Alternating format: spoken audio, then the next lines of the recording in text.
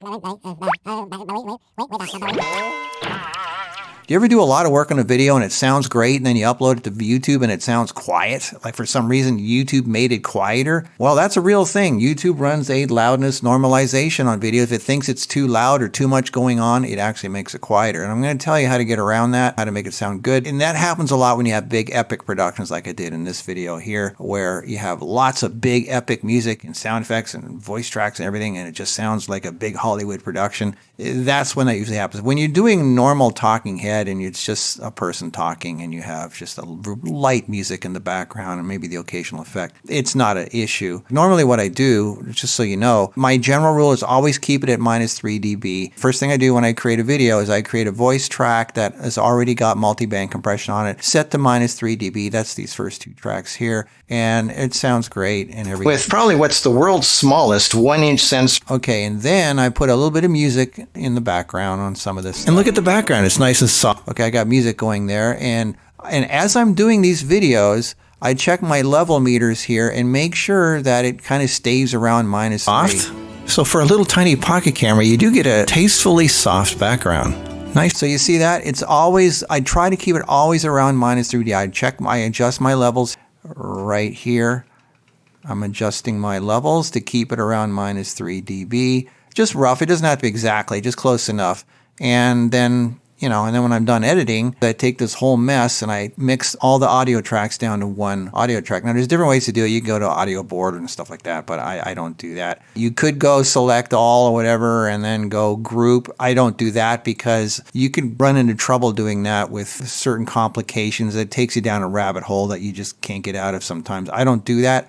What I do is I take the whole audio track and then render it out as an uncompressed WAV file. And then I come back to the timeline, I alt-select just the audio part, cut, paste V, and then I bring in the WAV file that I just created so it's nice and clean now. Now it's still got some areas in there where it's you can see here where it's louder than it should be. The beginning here and in here and then some areas here. So what I do normally is I go into audio effects, amplitude compression, and then drag a hard limiter on there, -3 dB, true peak, and I change the input boost to 0.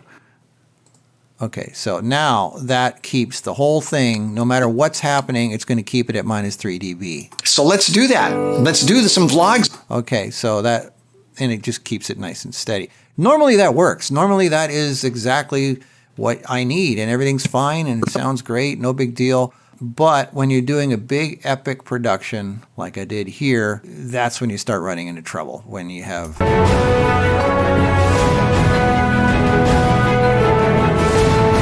Even though at the end of it all, I have a -3 dB hard limiter on there, YouTube still chops it down with its loudness normalization. So the trick is to keep it sounding big, but have YouTube not mess with it. I made two versions of this video, one for the photography channel and one for the health channel. The one on the photography channel, unfortunately, was too quiet and I can't change it. I don't want to take it down and put it back up because I don't want to miss all the comments and all that stuff. So you can go to this video on my photography channel and see how it sounds quiet. And the way you can check it, right-click on the video and go down to Stats for Nerds.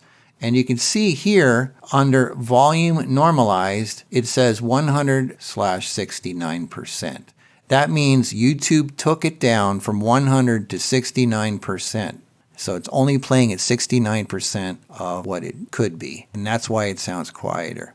So what I did was when I redid it for the health channel, now when it plays, you go to Stats for Nerds, and you'll see it says 100, 100.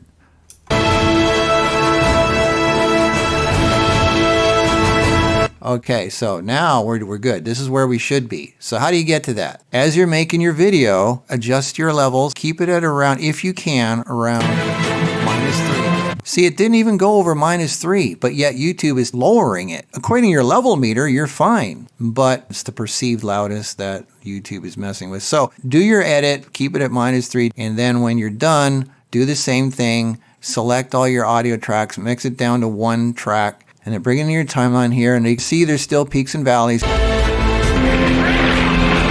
Now here's what you do. it helps to bring in a plugin called Loudness Radar. So you go into here and you type in Loudness Radar.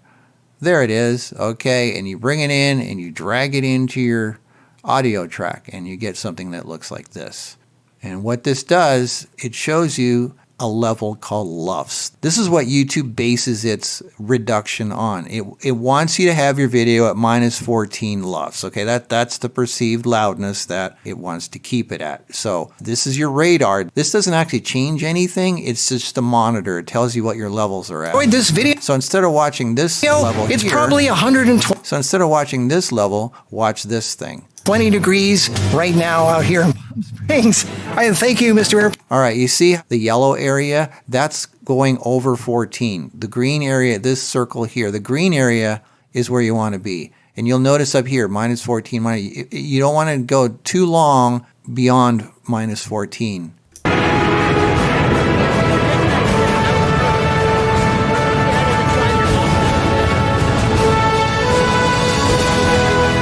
It's okay to go over a little bit for a moment or two, but not for an extended period of time because YouTube does the average of the whole video. So anyway, this is a way to monitor it. Here's the secret sauce. This is what you've been waiting for. All right, here's what you do. You get your master audio track here, and then you go over to Audio Effects, Amplitude Compression, drag in a single band compressor. This took me hours of tweaking it back and forth to get the right chemistry. It might not be perfect for every video, but this is what worked for me to get it to 100%. So these are my settings. I mean, you might try it. It's a good starting point. I set my single band compressor to threshold minus 17, ratio 2:1. You can set it to 1.5. I found 2 works pretty good. Attack 20, release 125, and output gain 0. So set your single band compressor to that. Then bring in a hard limiter. Set it to minus 1 dB, true peak, minus 1 dB, obviously, input boost 1. Don't go more than 1. Look ahead 7, release time 100. So now you've got that set, and get your loudness radar after that to monitor it. And your settings on your loudness radar should be this right here. I'm not going to read it all off, but these should be your settings to monitor this correctly. Okay, you want to be measuring minus 14 LUFs. These are the settings for that. Click over to radar, push go. Look at that, it's keeping it perfectly right at the mark here. So now upload a sample to YouTube to check it to make sure. Go into stats for nerds and just make sure it's 100 and 100 like it is here. Okay, so it's good, it's working. Now if it's not, if YouTube is reducing it still, there's one last step to make sure that it's going to be compliant, and that is to bring your audio track into Audition, go to Window, Match Loudness, and then drag your audio file into there.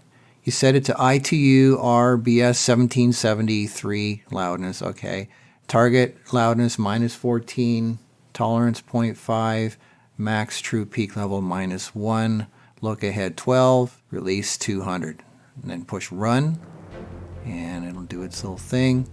Double click the file and then go File, Export, and then File, and then export your file and then bring it back into Premiere or your editing program. That's one way to do it. Another way to do it is Audacity. Go to Effect, Loudness Normalization, set to minus 14 LUFs and minus 1 dB peak. Bring it back in your editing timeline, render it out, and you're good to go. And that's how you keep your epic video from sounding quiet on YouTube. Those are the 3 basic steps. As you're editing, keep it at around minus 3 dB. Then when you're done, mix it down. Then bring in a single band compressor and then a hard limiter. Set it for the settings that I told you, and it should be fine. So that's it. There's a lot of other ways to do it. This is just the way I do it. Try it out, it might work. Hope it helps. See you in the next video.